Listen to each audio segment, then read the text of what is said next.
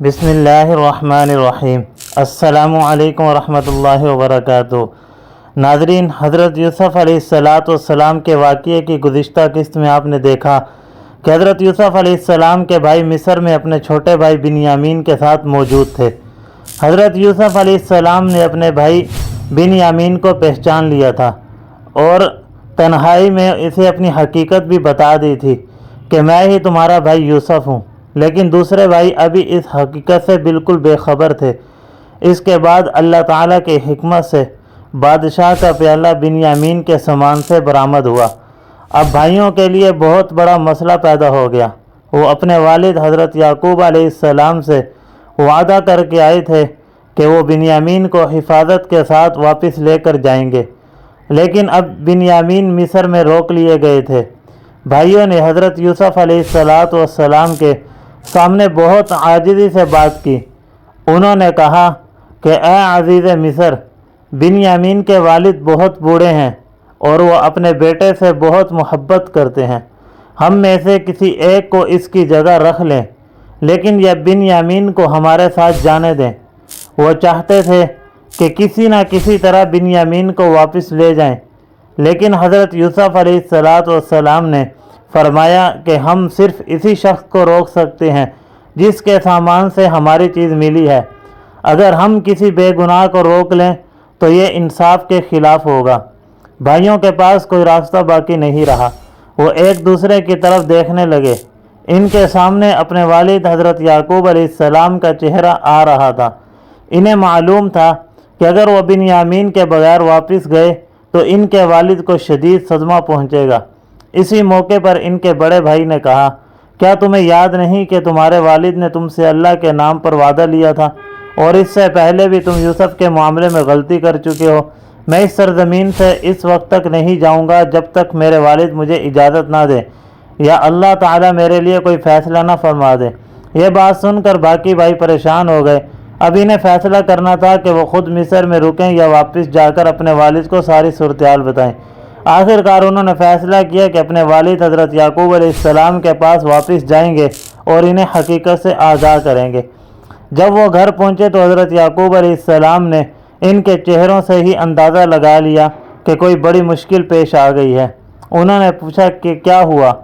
بھائیوں نے بتایا، ابا جان، آپ کے بیٹے نے چوری کی ہے اور اسی وجہ سے اسے روک لیا گیا ہے۔ یہاں بھائیوں نے وہی بات بیان کی جو ظاہری طور پر ان کے سامنے ہوئی تھی۔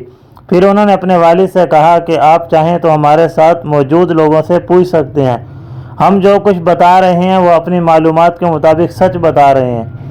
لیکن حضرت یعقوب علیہ السلام کا دل پہلے ہی یوسف علیہ السلام کی جدائی سے زخمی تھا۔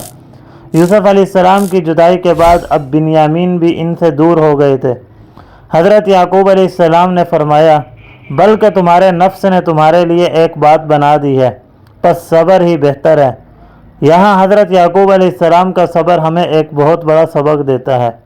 سوچئے، ایک باپ کا بیٹا برسوں سے اس سے جدا ہے، پھر دوسرا بیٹا بھی اس سے دور ہو گیا، لیکن اس کے باوجود حضرت یعقوب علیہ السلام نے اللہ تعالیٰ سے امید نہیں چھوڑی۔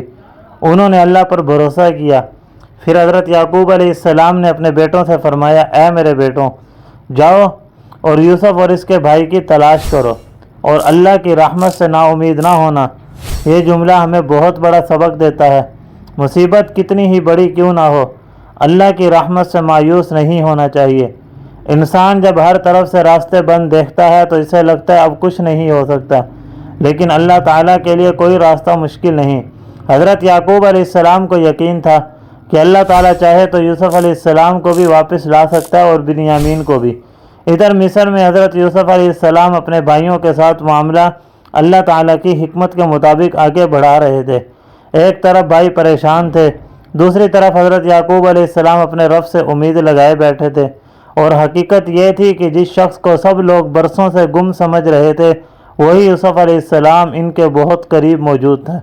اللہ تعالیٰ نے حضرت یوسف علیہ السلام کو مصر میں عزت، اختیار اور مقام عطا کر دیا تھا، لیکن ابھی اس راز کے ظاہر ہونے کا وقت نہیں آیا تھا۔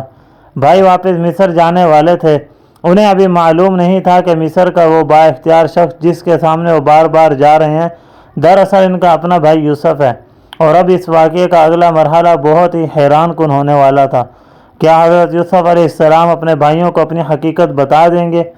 کیا حضرت یعقوب علیہ السلام کو اپنے پیارے بیٹے یوسف کی کوئی خبر ملے گی؟ اور سب سے بڑا سوال، کیا وہ دن آنے والا ہے جب برسوں کی جدائی ختم ہو جائے گی؟ یہ وہ مرحلہ ہے جہاں حضرت یوسف علیہ السلام کے واقعے میں ایک بہت بڑا راز کھلنے والا ہے۔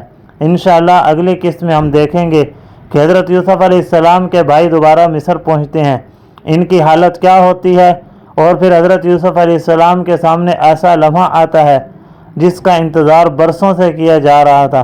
اگر آپ حضرت یوسف علیہ السلام کا یہ مکمل واقعہ شروع سے آخر تک سننا چاہتے ہیں تو ہمارے تمام اقساط ضرور دیکھیں۔